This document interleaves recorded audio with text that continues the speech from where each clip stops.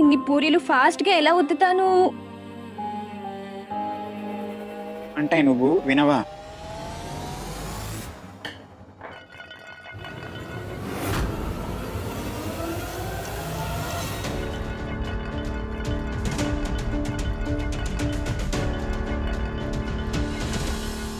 ఉపాయం దొరికింది.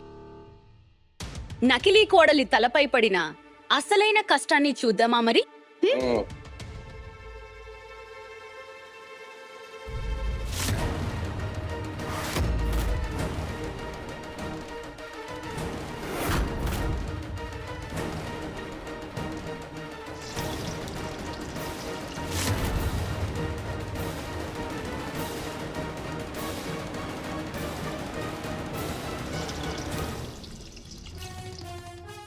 బేబీ గారు, ఏంటిది? ఈ అమ్మాయి మీ బ్రహ్మాస్త్రాన్ని తుస్సుమనిపించేలా ఉంది.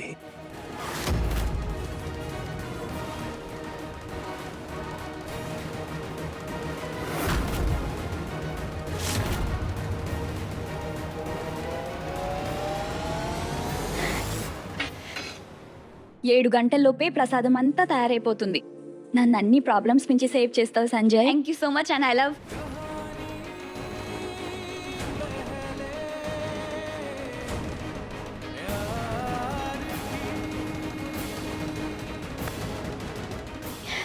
థ్యాంక్ యూ మహాదేవా, లాస్ట్ నిమిషంలో నాకు హెల్ప్ చేసినందుకు. ఈరోజు నేహా మంగళసూత్రం సింధూరం చూసి అందరికీ తెలిసిపోతుంది తను ఇప్పుడు మిసెస్ అజయ్ త్రిపాఠి అయిపోయిందని. Good morning sir. Good morning. Neha, నీకు తెలియకపోవచ్చు ఎంత ఆతృతగా నేను ఈ క్షణం కోసం ఎదురు చూశాను. ఇవాళంతా నాతో ఉంటారు అజయ్ సార్, మీరు చాలా లక్కీ అని. Good morning sir. Good morning. Ajay sir, మీరు చాలా లక్కీ. మీ లైఫ్ పార్ట్నర్ నేహాల అందంగా అర్థం చేసుకునేది ఇంటెలిజెంట్ గా ఉన్నారా అని. ఎందుకు అనకూడదు? నువ్వు ఉన్నావుగా. Beauty with brain.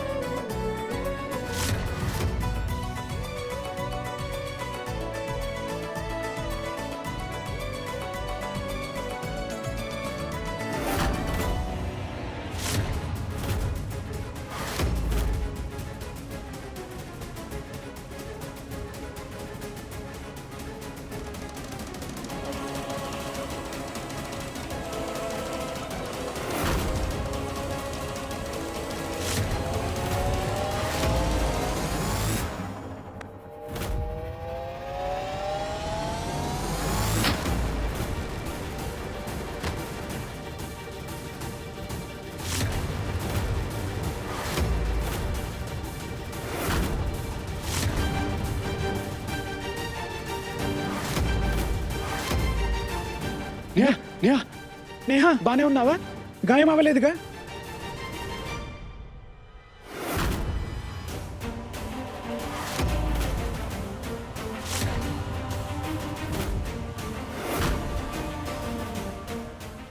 ప్రసాదం అంతా కింద పడింది. నా వల్ల చాలా పెద్ద తప్పు జరిగిపోయింది. నేహా, పర్లేదు. Calm down, calm down. ఏమీ కాలేదు. It's okay.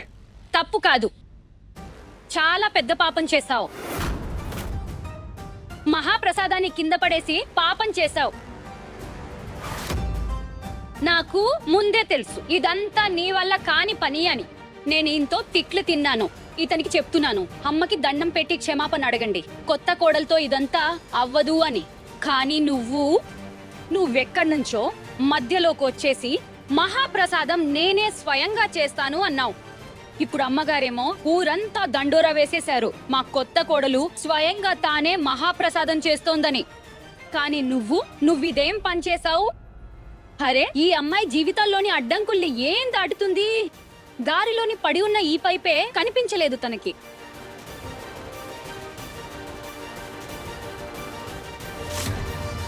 ఓడిపోయిన ఆటను తమ వైపు తిప్పుకోవడం మీ దగ్గరే నేర్చుకోవాలి బేబీ గారు.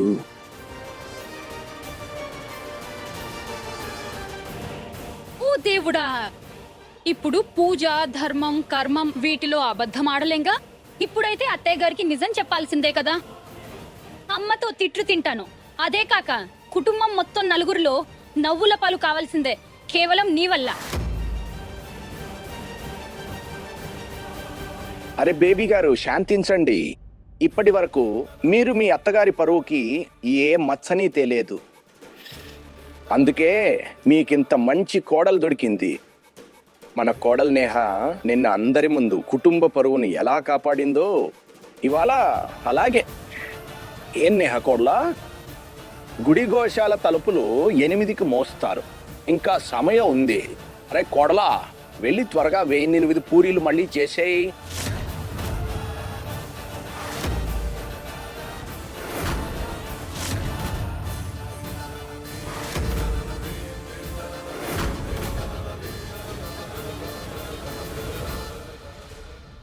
ఎగ్జామ్కి కేవలం 25 నిమిషాలు మిగిలిన్నాయి. నేనేం చేయాలి? ఏం ఆలోచిస్తున్నావు నేహా కోడలా? ఓహో, పుట్టింటి పరువుని ఎలాగూ నిలబెట్టలేకపోయావు. అయితే కనీసం అత్తింటి పరువైనా నిలబెట్టు. ఆ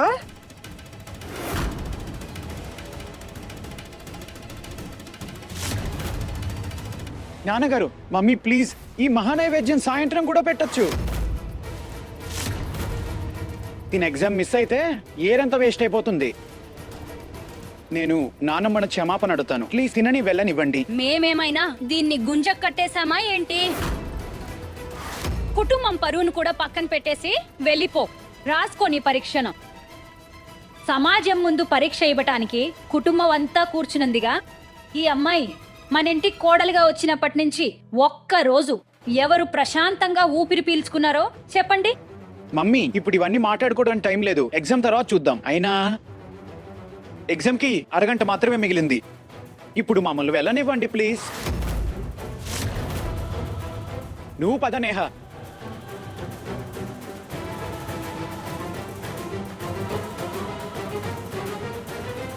నేహ, ఇప్పుడేరా, లేదంటే నేను బలవంతంగా ఎత్తుకెళ్తాను. తెలుసుగా నా గురించి. నేను ఎగ్జామ్ రాయడానికి వెళ్ళను.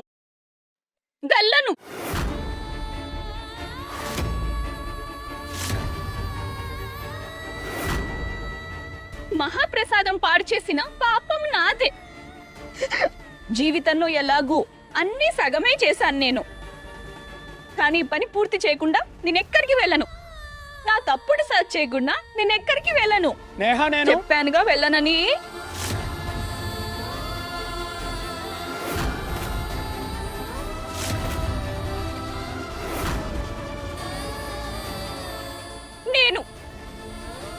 నేను మనసారా నీకు నైవేద్యం చేశాను, కానీ నా వల్ల ఏం తప్పు జరిగిందో తెలియదు. ఇంకా ప్రసాదం నేల పాలైంది. మనం గోశాలకు ఈరోజే వెళ్తాం. గోసేవకు మించిన పుణ్యమే లేదు.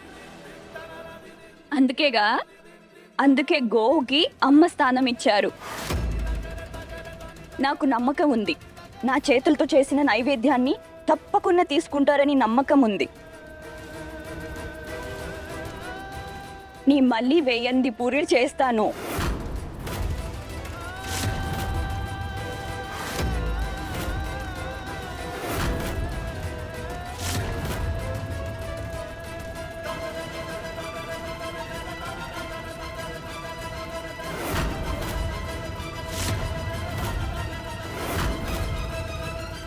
మహాదేవా, నీకు తెలుసు కదా, నేను మనసారా శ్రద్ధగా మహానైవేద్యం చేశానని.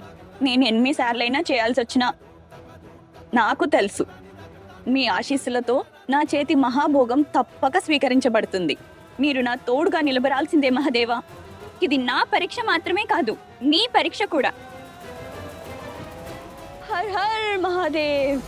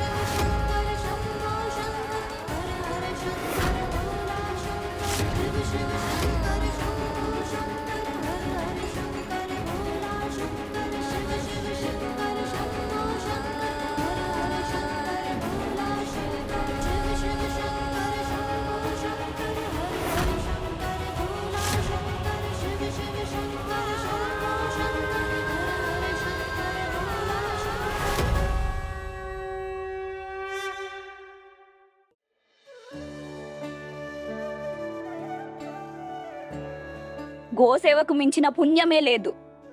అందుకే కదా గోవుకి అమ్మ స్థానం ఇచ్చారు.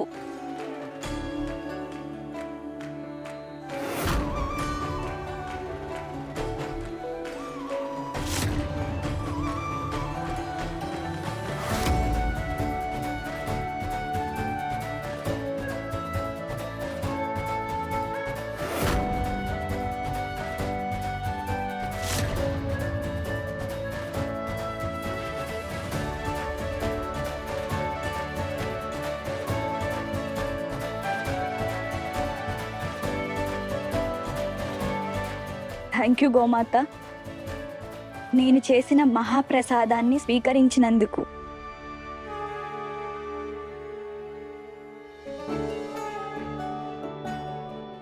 చూసారా మీరంతా? నా నేహ నమ్మకమే గెలిచింది. ఉద్దేశం మంచిదయి మనసు స్వచ్ఛంగా ఉంటే సాక్షాత్తు దేవుడైనా నడిచి తన భక్తుల దగ్గరికి రావాల్సిందే.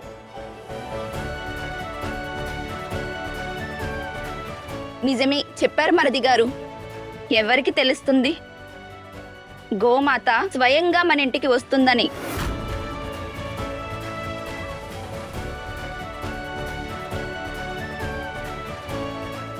ఇప్పుడు నేహా ఎగ్జామ్కి వెళ్ళొచ్చు కదా?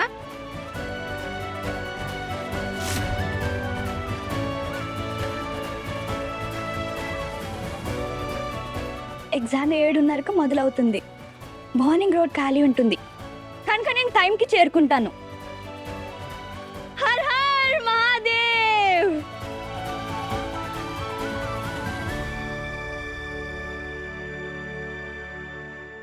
అత్తయ్య, నేను ఇంకా కాలేజ్కి బయలుదేరుతాను. ఆగు.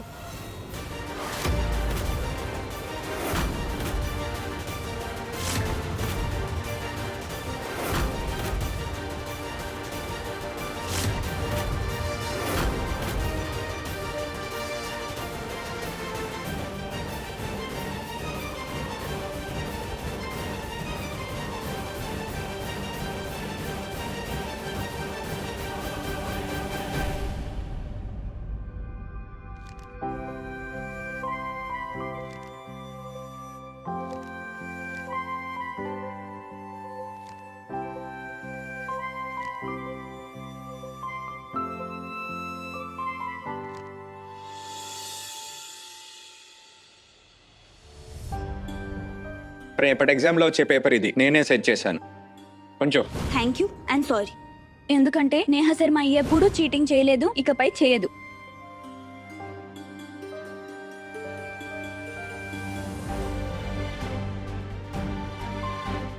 ఈ రోల్ నంబర్ 23 నేహాదే, ఈ రోల్ నంబర్ 30 సంజుదే.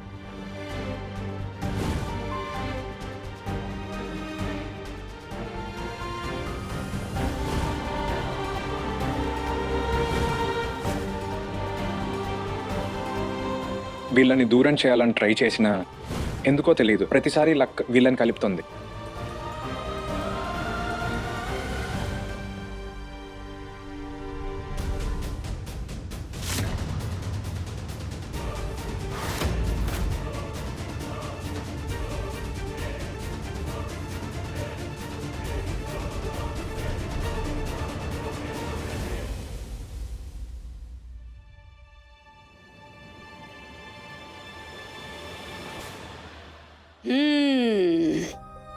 ఇప్పుడు కనిపిస్తున్నావు త్రిపాఠి వంశపు కొత్త కోడల్లా.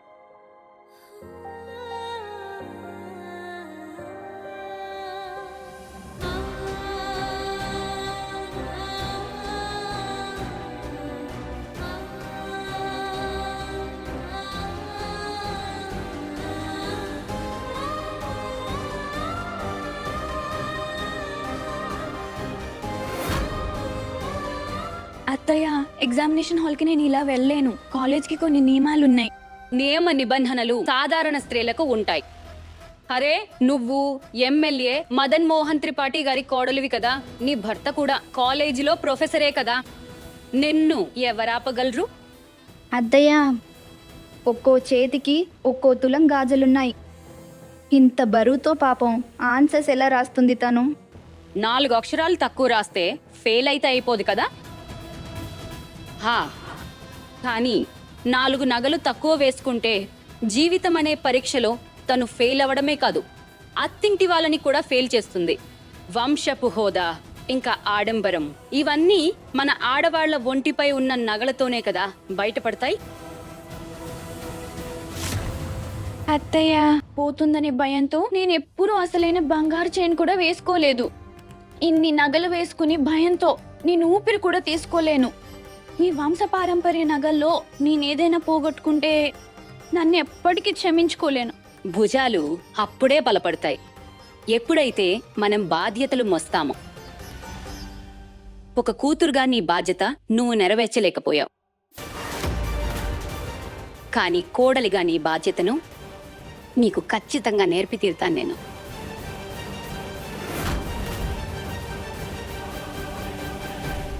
7:20 అయింది నేహ. ఇంకో 10 నిమిషాల్లో ఎగ్జామ్ స్టార్ట్ అవుతుంది. ఫాస్ట్ గా వెళ్ళు.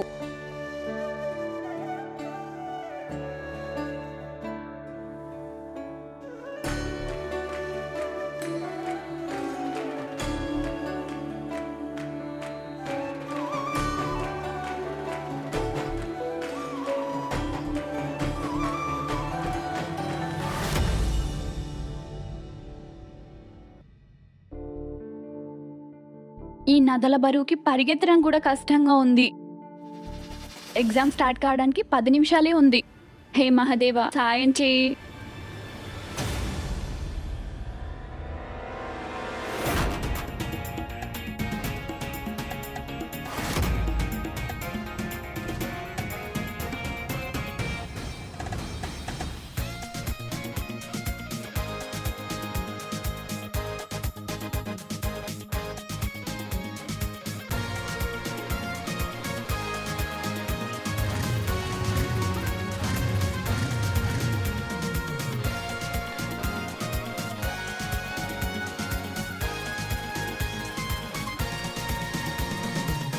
మాదేవుడు నిన్న ఒక పరీక్షలో పాస్ చేసేసాడు.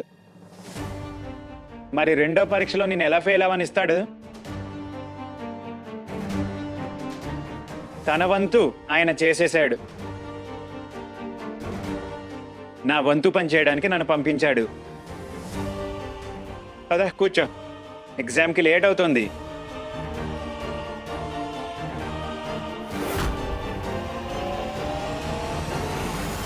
నువ్వు నాన్నకేం ప్రామిస్ చేశావు?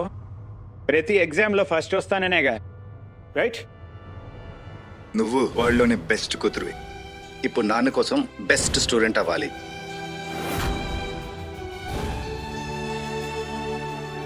మరి పద.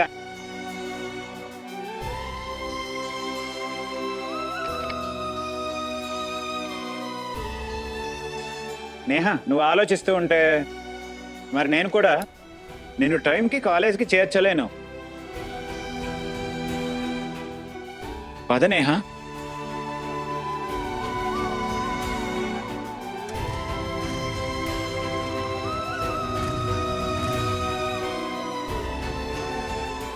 నాన్నకి బెస్ట్ కూతురు కాలేకపోయాను, కానీ బెస్ట్ స్టూడెంట్ అయ్యి ఆయన కళల గౌరవాన్ని తప్పక నిలబెడతాను.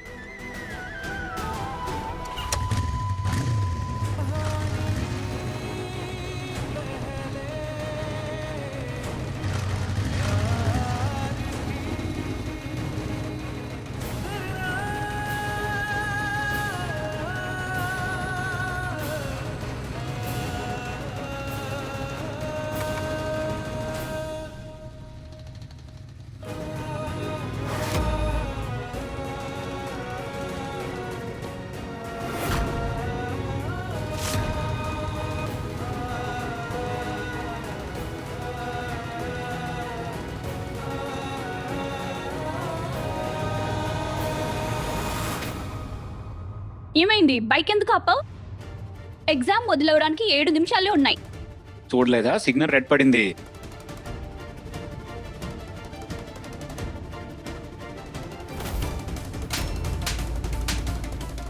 ఒక్కసారి చట్టం ఉల్లంఘించాను. ఆ గిల్ట్ ఇప్పటికీ నన్ను వదలడం లేదు.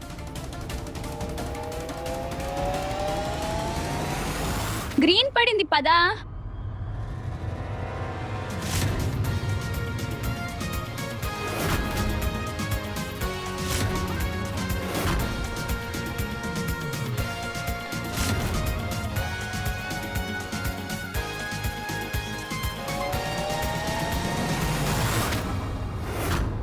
అయ్యో పాపం ఈ నేహ పరిస్థితిని చూడండి.